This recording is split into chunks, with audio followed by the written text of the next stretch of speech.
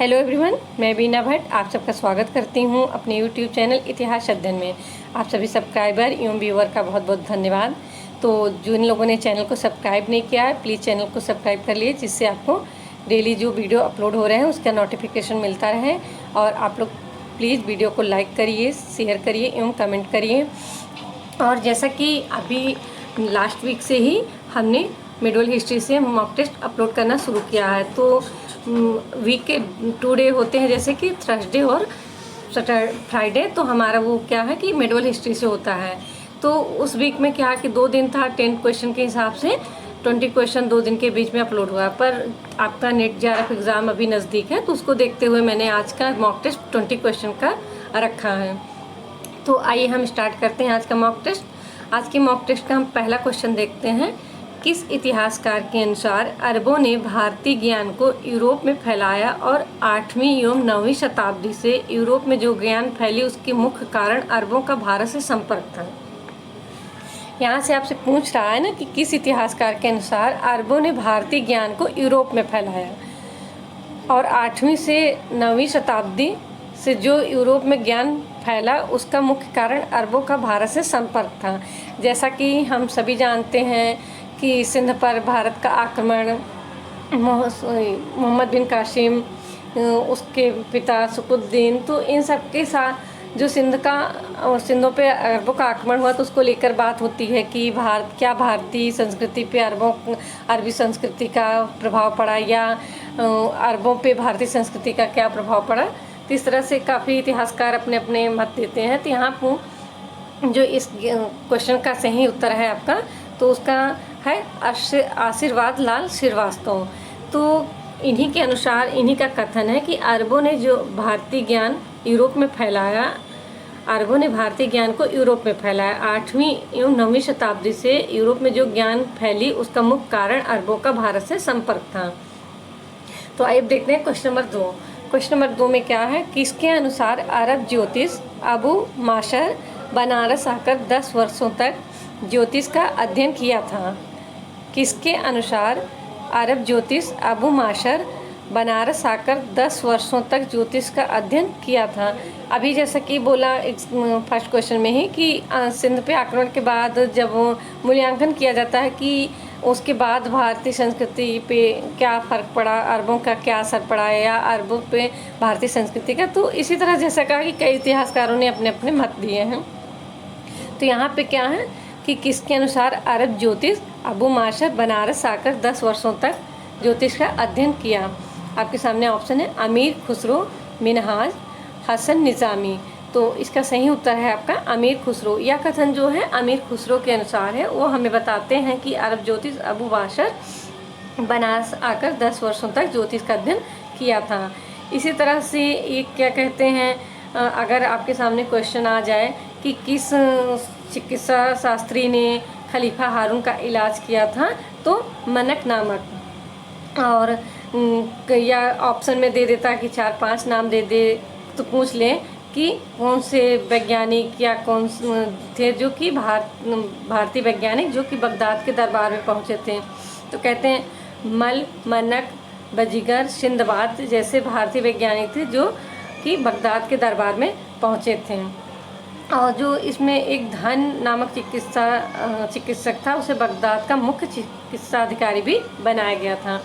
तो यहाँ पे कि कई चीज़ें से क्वेश्चन आपसे पूछ सकते हैं, नहीं भी पूछ सकते। एग्जामिनर का है जो इम्पोर्टेंट लग रहा है हम उसको डिस्कस कर रहे हैं, जिससे कि अगर क्वेश्चन आ जाए तो आपको कहीं से भी कोई प्रॉब्लम ना हो।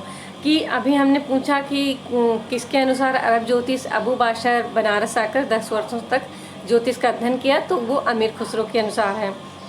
आपसे ऐसे पूछ ले कि किस भारतीय चिकित्सक को बगदाद का मुख्य चिकित्सा अधिकारी नियुक्ति किया गया था, तो धन नामक चिकित्सक को। और आपसे पूछ लें कि किस चिकित्सा शास्त्री ने खलीफा हारून का इलाज किया था, तो मनक नामक चिकित्सा अधिकारी ने। अब जैसे बगदाद के दरबार में कौन कौन भारतीय वैज्ञानिक पहुँचे थे, तो मल, मनक, बजीगर, सिंदबाद।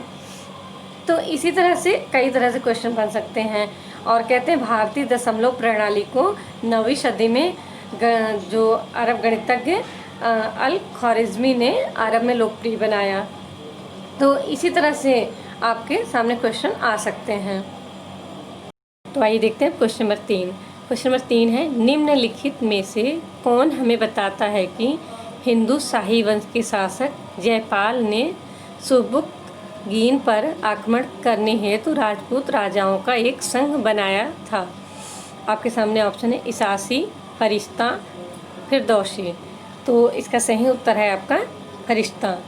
या हमें फरिश्ता के अनुसार पता चलता है, फरिश्ता बताता है कि हिंदू शाही वंश के शासक जयपाल ने सुबुकद्दीन पर आक्रमण करने हेतु राजपूत राजाओं का संघ बनाया था।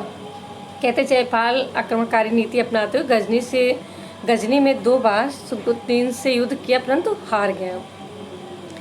और सुबुकद्दीन ने जयपाल पर आक्रमण कर काबुल और जलालाबाद जब जीत लिया तो फिर उसके बाद क्या है कि आगे चल के कई बार हारने के बाद जो है जयपाल जो है कहते हैं अपने ही चिता में जलकर, अपने द्वारा बनाई हुई चिता में जलकर अपनी हत्या कर लेता है। तो आइए देखते हैं हम क्वेश्चन नंबर 4। क्वेश्चन नंबर 4 है, अगर फिरदौस बर अरु जमी अस्त हमी अस्त हमी अस्त हमी अस्त, यह पंक्तियाँ किसकी हैं? तो आपके सामने ऑप्शन है फिरदौसी, इसासी, अमीर खुसरो। यहाँ पे क्या पूछ रहा है, अगर फिरदौस बर रुए जमी अस्त हमी अस्त हमी अस्त हमी अस्त, यह पंक्तियाँ किसकी हैं? तो यह पंक्तियाँ हैं अमीर खुसरो की। और यह पंक्तियाँ अमीर खुसरो ने भारत की यहाँ की समृद्धि, सुंदरता, यहाँ की तारीफ में इन्होंने ये चीज़ लिखी थी, कही थी कि अगर फिरदौस बर रुए जमी अस्त हमी अस्त हमी अस्त हमी अस्त। तो इसी तरह से अमीर खुसरो की और भी काफ़ी पंक्तियाँ हैं और जो कि एग्ज़ाम में पूछ सकता है। जैसे एक है कि उन्होंने लिखा था, गोरी सोवे सेज पर मुख पर डाले केस, चल खुसरो घर आपने रैन भई चहुदेश। तो इसको आपको पूछ सकता है कि उन्होंने कब लिखा था, किस विषय पर लिखा। तो या जब उन्होंने निज़ामुद्दीन औलिया खुसरो को बहुत मानते थे, उनके क्या कहते हैं इस स्थिति तो जब निज़ामुद्दीन औलिया का मृत्यु हो जाती है तो उसी पे ये चीज़ कहा था खुसरो ने कि गोरी सोए सेज पर मुख पे डाले केस, चल खुसरो घर आपने रैन भई चहुदेश। तो ये भी इम्पोर्टेंट है, ये भी पूछ सकता है, ये भी पूछ सकता है, क्योंकि एक बार इसासी से संबंधित क्वेश्चन था तो उसको एग्ज़ाम में पूछा था कि भारत की तारीफ करते हुए किसने लिखा है। तो ऐसे मान लीजिए कि आज एक बार इसासी का पूछा है, आज हो सकता है कि अमीर खुसरो से संबंधित पूछ ले। तो ये 2 इम्पॉर्टेंट है जिसे आप क्या कहते हैं ध्यान रखिएगा कि अगर एग्ज़ाम में आ जाए तो आपको कहीं से मिस ना हो। तो आइए देखते हैं क्वेश्चन नंबर 5। क्वेश्चन नंबर 5 क्या है, निम्नलिखित में से कौन अलाउद्दीन के संबंध में कहता है कि तलवार में जड़े हीरे जवाहरात से स्पष्ट हो जाएगा कि कितने हिंदू राज्य समाप्त हो गए? निम्नलिखित में से कौन अलाउद्दीन के संबंध में कहता है कि तलवार में जड़े हीरे जवाहरात से स्पष्ट हो जाएगा कि कितने हिंदू राज्य समाप्त हो गए? तो आपके सामने ऑप्शन है फरिश्ता, जियाउद्दीन बरनी, अमीर खुसरो। तो यह कथन जो है वह है अमीर खुसरो का।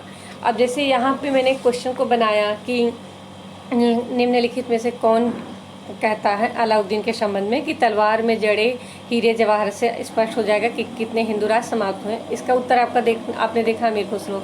इसी तरह से एक स्टेटमेंट अभी एग्ज़ाम में आया था, JRF के एग्ज़ाम में ही आया है कि वहाँ पे ऐसे पूछ लिया था कि किसानों की अवस्था का उल्लेख करते हुए किसने कहा कि राज मुकुट का प्रत्येक मोती दरिद्र किसान के अश्रुपूर्ण नेत्रों से गिरे हुए रक्त बिंदु का ठोस रूप है।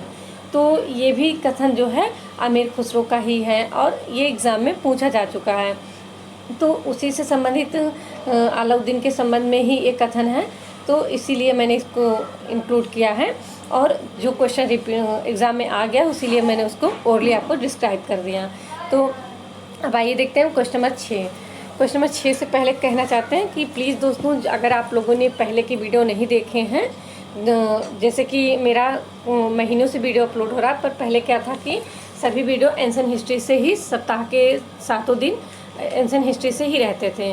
तो अभी क्या है कि लास्ट वीक से मेडल हिस्ट्री से शुरू हुआ, जिससे सिर्फ 2 ही वीडियो अपलोड हुए हैं लास्ट वीक के थर्सडे और फ्राइडे को। तो अगर आपने उसको नहीं देखा तो भी देख लीजिएगा। और जब ये हमारा सल्तनत काल समाप्त हो जाएगा इससे संबंधित मॉक टेस्ट, तो हम क्या है इसकी एक प्लेलिस्ट बना देंगे। और जो पहले के वीडियो हैं इससे मेडल हिस्ट्री से, उसकी आज के इस मॉक टेस्ट में आपको डिस्क्रिप्शन बॉक्स में इसकी लिंक दे दी जाएगी। तो और एंशिएंट हिस्ट्री से जो लोग नए जुड़े हैं, अगर आप लोगों ने नहीं देखा तो प्लीज़ पहले के सभी वीडियो देखिए, क्योंकि सभी के सभी क्वेश्चन बहुत इंपॉर्टेंट हैं और आपका एग्ज़ाम काफ़ी नज़दीक है। और ज़्यादा से ज़्यादा आप क्वेश्चन को सॉल्व कीजिए, जिससे आपका अच्छा रिवीजन हो। तो आइए देखते हैं क्वेश्चन नंबर 6। क्वेश्चन नंबर 6 है, सल्तनत कालीन किस शासक ने हर प्रकार से खलीफा के नाम का उल्लेख करना बंद कर दिया था, परंतु उसके समय में लगातार हो रहे विद्रोह के कारण उसे शासन के अंतिम दिनों में खिलाफत के प्रति अपनी नीति बदलनी पड़ी। तो यहाँ पे आप समझिए कि पूछ क्या रहा है कि सल्तनत कालीन किस शासक ने हर प्रकार से, पहले क्या था कि उसने खलीफा के नाम का उल्लेख करना बंद कर दिया था, परंतु लगातार उसके शासनकाल में हो रहे विद्रोह के बाद उसे अपनी नीति खिलाफत के प्रति बदलनी पड़ी। और उसने खिलाफत के मजबूर होकर उसने क्या किया कि खलीफा का नाम अपने सिक्कों पे अंकित करवाना, और उनसे क्या कहते हैं अपने लिए जो खिलाफत खिलवत मिलती थी, या जो ऐसे उनके सबके टाइटल होते थे, उसके लिए उसने उनसे संपर्क किया। तो ये जो है इसका सही उत्तर है आपका मोहम्मद बिन तुगलक। तो ये मोहम्मद बिन तुगलक, जैसे कि हम जानते ही हैं कि उसका चाहे दिल्ली से दौलताबाद राजधानी स्थानांतरित करना हो, चाहे तो ये सिक्के जो सांकेतिक मुद्रा हो, तो काफ़ी चीज़ें उसकी फेल होती गई। और उसके वजह से क्या है, बाद में धीरे धीरे उसने काफ़ी कड़ाई से, जबकि शासन बहुत अच्छे से निभाने के लिए उसने काफ़ी कुछ चीज़ें की, पर कहते हैं कि मतलब वो बहुत जो कहते हैं ना कि जिनमें सब्र नहीं होता, वो कोई चीज़ें करता था उसका रिजल्ट देखने में उसको इंतज़ार न करके, और जब नहीं लगता था उसको सही है तो वो तुरंत अपनी नीति को बदल देता था। और इस तरह से धीरे धीरे उसके राज्य में क्या हुआ कि काफ़ी कुछ जो है ये विद्रोह होने लगे। तो उसको बाद में क्या है कि अपना खिलाफत के प्रति अपनी नीति बदलनी पड़ी थी। तो आइए देखते हैं क्वेश्चन नंबर 7। क्वेश्चन नंबर 7 क्या है कि किसने कहा था कि मैं उलेमा को राज्य की नीति निर्धारित करने की आज्ञा नहीं दूंगा, और उलेमा को नमाज पढ़ने वालों की सेना कहा।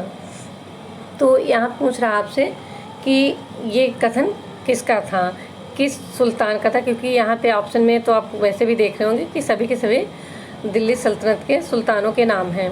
तो यहाँ पे इसका सही उत्तर है आपका, यह कहा था अलाउद्दीन खिलजी ने। अलाउद्दीन खिलजी ने कहा था कि मैं उन्हें राज्य की नीति निर्धारित, उलेमा को राज्य की नीति निर्धारित करने की आज्ञा नहीं दूंगा, और उनको जो है उलेमा को क्या कहता, तो नमाज पढ़ने वालों की सेना कहता था। तो आइए देखते हैं क्वेश्चन नंबर 8। क्वेश्चन नंबर 8 क्या है कि किस मध्यकालीन इतिहासकार के अनुसार दिल्ली बगदाद की ईर्षा काहिरा की प्रतिद्वंदी तथा कस्तुनतुनिया की समकक्ष थी। कि यहाँ पूछ रहा है ना कि किस मध्यकालीन इतिहासकार के अनुसार दिल्ली बगदाद की ईर्षा काहिरा की प्रतिद्वंदी तथा कस्तुनतुनिया के समकक्ष थी। तो आपके सामने ऑप्शन है अमीर खुसरो, जियाउद्दीन बर्नी, हसन निज़ामी। तो यह कथन जो है वह है जियाउद्दीन बर्नी की। तो आइए देखते हैं क्वेश्चन नंबर 9। क्वेश्चन नंबर 9 है कि निम्नलिखित में से किन मध्यकालीन इतिहासकारों ने तुर्की विजय को दैवी कृपा का परिणाम माना है। तो यहाँ पे किन मध्यकालीन इतिहासकारों ने तुर्की विजय को दैवी कृपा का परिणाम माना है। आपके सामने ऑप्शन है जियाउद्दीन बर्नी एवं अमीर खुसरो ने, हसन निज़ामी एवं मिनहाज ने, फिरदौसी एवं उत्बी ने।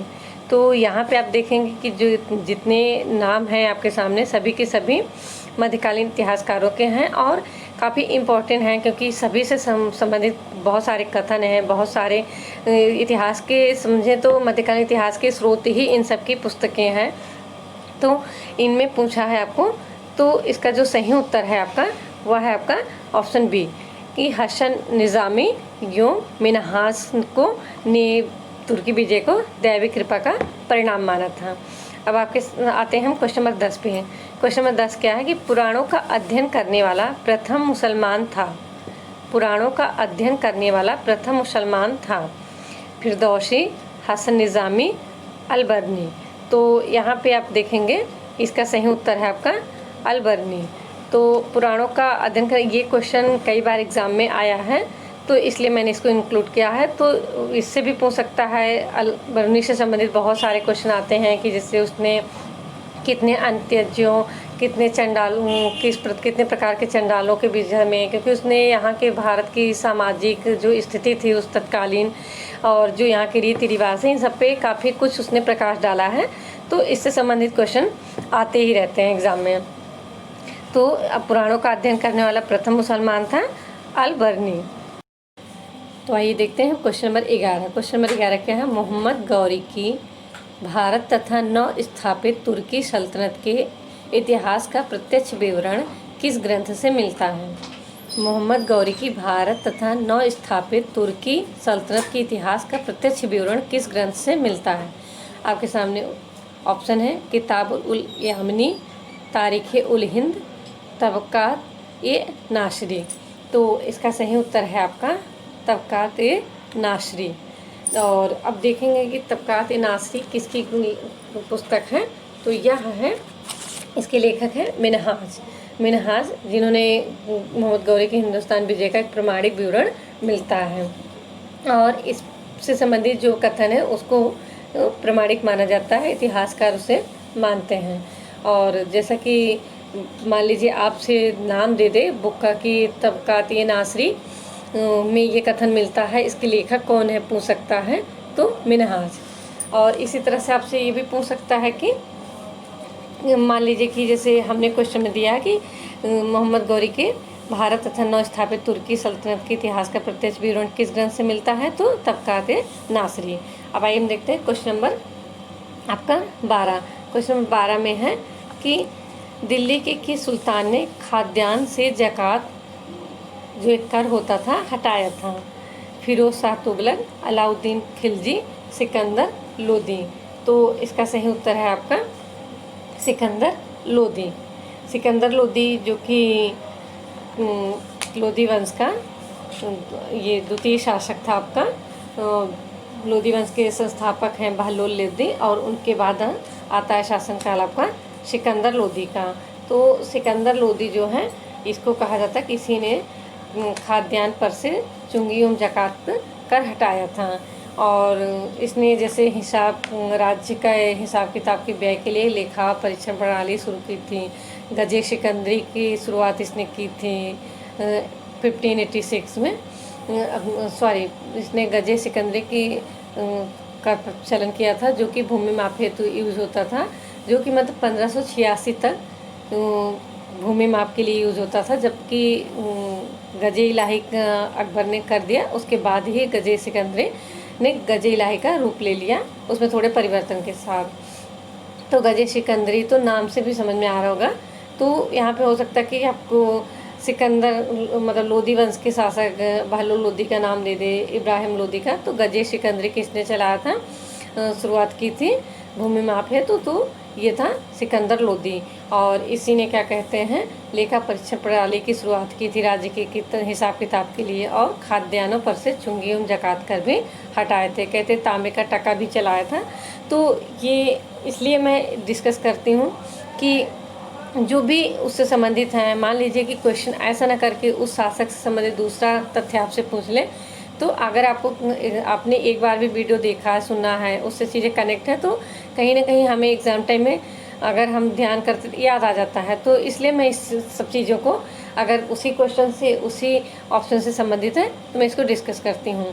तो इसका सही उत्तर है आपका कि दिल्ली के किस सुल्तान ने खाद्यान्न पर से ज़कात चुंगी कर हटाया था? तो आपका है सिकंदर लोदी।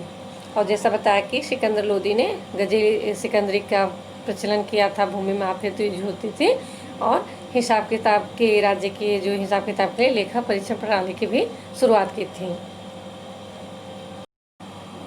तो आइए देखते हैं क्वेश्चन नंबर 13। क्वेश्चन नंबर 13 क्या है? राजत्व की सिद्धा और प्रशासनिक सिद्धांतों के संकलन वसैया से आप किस दिल्ली सुल्तान को संबद्ध पाते हैं?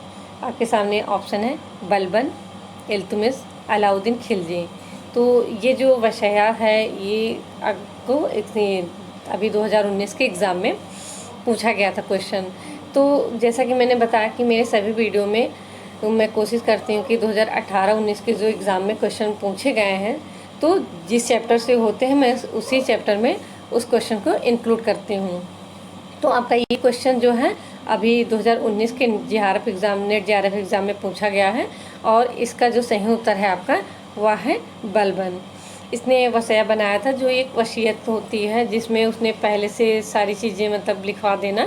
तो प्रशासनिक सिद्धांतों का संकलन था कि कैसे आपको आगे काम करना है, क्या करना है, और अपने बच्चों के बारे में जो उसको बताना था, कहना था, सारी चीज़ें उसमें लिखी थी। और बलबन से संबंधित कई बार एग्ज़ाम में, जैसे आप टीजीटी, पीजीटी और एग्ज़ाम में असिस्टेंट प्रोफेसर में कई बार क्वेश्चन पूछे गए हैं। एक बार जैसे पूछा गया था कि किस इतिहासकार के अनुसार बलबन एक उत्तम अभिनेता की भांति दर्शकों को मंत्रमुग्ध करता था। तो आपका इसका सही उत्तर है के ए निज़ामी। और एक बार पूछा था कि बलबन की मृत्यु पर अमीरों ने अपने वस्त्र फाड़ दिए तथा सर पर धूल उड़ाई, 40 दिनों तक उसकी मृत्यु का शोक मनाया। यह कथन किसके अनुसार है? तो आपका ये सही उत्तर होगा बर्नी के अनुसार। फिर बलबन से संबंधित क्वेश्चन पूछा गया है कि हबीबुल्लाह महोदय ने कहा था कि बलबन के शासनकाल को सुदृढ़ीकरण का युग कहा है, और कहा जिसने खिलजियों की शासन व्यवस्था के लिए एक आधार प्रदान किया।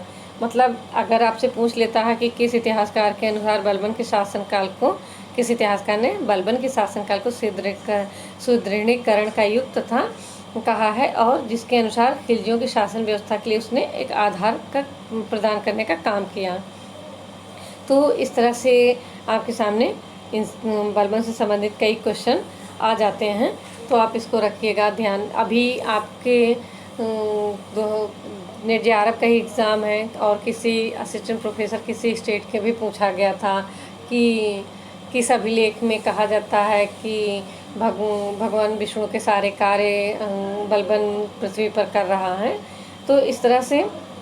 और एक बार क्वेश्चन बना था कि गढ़ मुक्तेश्वर की दीवारों पर उत्कीर्ण लेख में बलबन ने स्वयं को खलीफा का सहायक घोषित किया। तो आपसे अभिलेख दे देगा, फिर पूछ लेगा कि किस की दीवारों पर।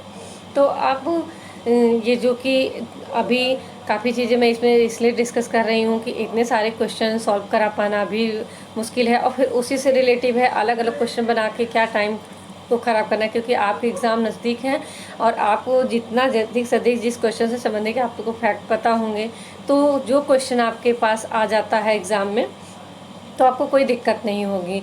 तो उससे अब जैसे बलबन से इतनी सारी बातें हमने डिस्कस की, तो बलबन से संबंधित इस तरह के कोई भी क्वेश्चन आएगा और अगर आपने वीडियो देखा है, आपने अच्छे से इसको सुना है, तो आपको ईज़िली क्वेश्चन आप सॉल्व कर लेंगे। तो आइए देखते हैं अब हम क्वेश्चन नंबर 14।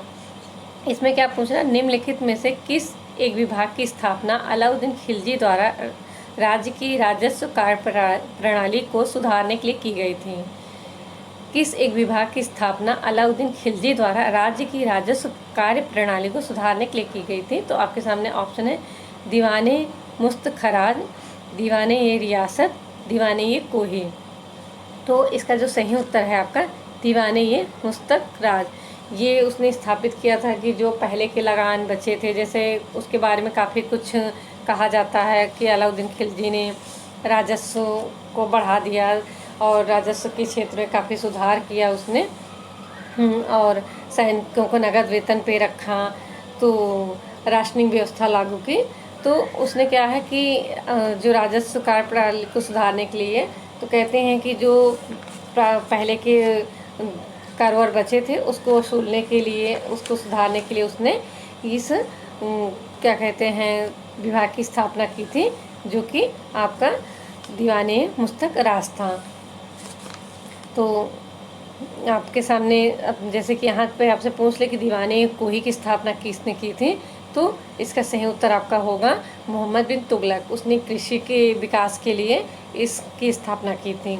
तो अगर आपको एक दो चीज़ें पहले से पता होती हैं तो क्वेश्चन एक बार ना भी पता हो आपको करेक्ट आंसर, तो आपको सॉल्व करने में कि अगर जो ऑप्शन में है कि अगर दीवाने कोही के बारे में पता है, दीवाने रियासत के बारे में पता है, तो अगर आपको पता है कि किस शासक ने किया है तो आपके सामने एक ऑप्शन बचता है तो उससे आप टिक कर देंगे। तो कुछ चीज़ें आपको पहले से पता होने से आपके लिए ईजी हो जाती हैं। तो आइए देखें क्वेश्चन नंबर 15। किस सुल्तान ने जैन संत जम्बू जी को भू अनुदान प्रदान किया था? किस सुल्तान ने जैन संत जम्बू जी को भू अनुदान प्रदान किया था? आपके सामने ऑप्शन है बहलोल लोदी, सिकंदर लोदी, इब्राहिम लोदी। तो यहाँ पे आप देखेंगे सभी के सभी लोदी वंश के शासक हैं और इसका सही उत्तर है आपका सिकंदर लोदी। ये जैसा कि सिकंदर लोदी के बारे में इतिहास में लिखा गया है, मतलब उसको देखकर लगता नहीं है कि उसने, कहना नहीं चाहिए पर संत जम्बू जी को वो अनुदान दिया होगा, क्योंकि धार्मिक जो थी वो धार्मिक दृष्टि से उदार नहीं था। एक बार कहते हैं उसने बोधन नामक एक ब्राह्मण को इसलिए जलवा दिया था क्योंकि उसने हिंदू एवं मुस्लिम ग्रंथ को एक समान पवित्र बता दिया था। और मुस्लिम नाई और हिंदुओं की, मुस्लिम जो नाई होते थे उनको कह दिया था कि हिंदुओं की दाढ़ी बाल नहीं काटना, रोक लगा दिया था। थानेश्वर के हिंदुओं के मेले पे प्रतिबंध लगा दिया था, उन्हें तट पे मुंडन को रोक लगा दिया था। तो पीरों एवं फकीरों की मज़ारों पर स्त्रियों के जाने पर रोक लगाया था। जो बहराइच के सूफी सलार मसूद गाजी जी का उत्सव होता था उस पर प्रतिबंध। तो उसको देख के नहीं लगता था कि, मतलब इस क्वेश्चन के अकॉर्डिंग अगर ऑप्शन में और कोई का नाम हो किसी और का, जैसे मोहम्मद बिन तुगलक आ जाए और अलाउद्दीन खिलजी, तो हो सकता है कि आदमी कंफ्यूज हो जाए कि सिकंदर लोदी नहीं माने। तो किंतु इसका सही उत्तर है आपका सिकंदर लोदी। जैन किसने जैन संत जम्बू जी को भू अनुदान दिया था? सिकंदर लोदी। तो जैसा मैंने कहा कि मतलब उसका जो धार्मिक दृष्टि से असहिष्णु था, उदार नहीं था, तो उसको देखकर नहीं लगता है कि उसने किया, पर हाँ इसका सही उत्तर यही होगा आपका सिकंदर लोदी। आइए देखते हैं क्वेश्चन नंबर 16। निम्नलिखित में से कौन सा इतिहासकार मंगोलों द्वारा बंदी बना लिया गया था? निम्नलिखित कौन सा इतिहासकार मंगोलों द्वारा बंदी बना लिया गया था? अमीर खुसरो, हसन निज़ामी, मिनहाजुस सिराज।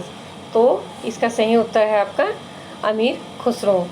ये अमीर खुसरो को मंगोलों द्वारा बंदी बना लिया, जो कि उन्होंने अपने ही ग्रंथ में लिखा है, अपनी ही पुस्तकों में लिखा है कि बाद में वो वहाँ से किस तरह से छुड़ा के भाग निकलते हैं। तो इसका सही उत्तर है आपका अमीर खुसरो। तो आइए देखिए क्वेश्चन नंबर 17। क्वेश्चन नंबर 17 में है कि निम्नलिखित में से किसे उर्दू शायरी का जनक कहा जाता है? अमीर खुसरो, मीर तकी मीर, ससमुद्दीन वली। तो इसका सही उत्तर है आपका ससमुद्दीन वली। पर यहाँ पे देखिए क्या पूछा है कि उर्दू शायरी का जनक, तो आपका सही उत्तर है ससमुद्दीन वली। और उर्दू कविता का भगवान किसे कहा जाता है आपसे अगर पूछ लेता है तो खुदाई एक सुखान, तो उसमें आपका उत्तर हो जाएगा मीर तकी मीर। और यहीं पे आपसे पूछ ले कि उर्दू गद्य का जन्मदाता कौन था, तो आपका सही उत्तर हो जाएगा मोहम्मद गेसु दराज। अब यहाँ पे देखिए इस क्वेश्चन में हमने उर्दू से ही संबंधित, उर्दू भाषा के, जैसे उर्दू में शायरी का जनक किसे कहा गया, या उर्दू गद्य का जन्मदाता किसे कहा जाता है, उर्दू कविता का भगवान किसे कहा जाता है। तो 3 तरह के क्वेश्चन देखें। तो इस तरह से अगर आप किसी टॉपिक को पढ़ रहे हैं तो अगर आप उसमें से जो चीज़ें ज़रूरी हैं, इम्पोर्टेंट है, उसे आप क्या कहते हैं अपने क्वेश्चन में इंक्लूड करते हैं, तो आप क्या है कि एक साथ कई फैक्ट अगर आप याद करते हैं तो एग्ज़ाम टाइम में कोई भी संबंधित होगा। उर्दू से जैसे आपके सामने कह दिया ना कि आगे कि उर्दू शायरी का जनक कौन है, तो ससमुद्दीन वली। आपसे पूछ ले कि उर्दू गद्य का जन्मदाता कौन है, तो मोहम्मद गेशु, ख्वाजा मोहम्मद गेशु दराज। और आपसे पूछ ले कि उर्दू कविता का भगवान किसे कहा जाता है, तो मीर तकी मीर। तो इस तरह से आपसे कोई भी क्वेश्चन पूछेगा तो बन जाएगा आपसे एग्ज़ाम में। अब आइए देखते हैं क्वेश्चन नंबर 18। क्वेश्चन नंबर 18 में है निम्न में से किसने तुर्की अमीर एर्तुगरुल को नियुक्त करने के लिए नायब का पद बनाया था? तो आपके सामने ऑप्शन है रजिया, इल्तुतमिश, बहराम। तो इसका सही उत्तर है आपका बहराम। जो बहराम शाह था उसने क्या कहते हैं तुर्की अमीर एर्तुगरुल को नियुक्त करने के लिए नायब का पद बनाया। नायब के पद का सृजन किसने किया? तो आपसे ऐसे पूछ सकता है, ऐसे नाम दे देगा ऑप्शन में, तो बहराम शाह ने। इसने ही वो भी किसको, एतगीन को नियुक्त करने के लिए इसने नायब का पद को सृजन किया। तो आइए देखते हैं क्वेश्चन नंबर 19। क्वेश्चन नंबर 19 में है निज़ामुद्दीन जुनैदी प्रसिद्ध वजीर था। क्वेश्चन क्या है, निज़ामुद्दीन जुनैदी प्रसिद्ध वजीर था। ऑप्शन है नासिरुद्दीन महमूद, रजिया, इल्तुतमिश। तो इसका सही उत्तर है आपका इल्तुतमिश।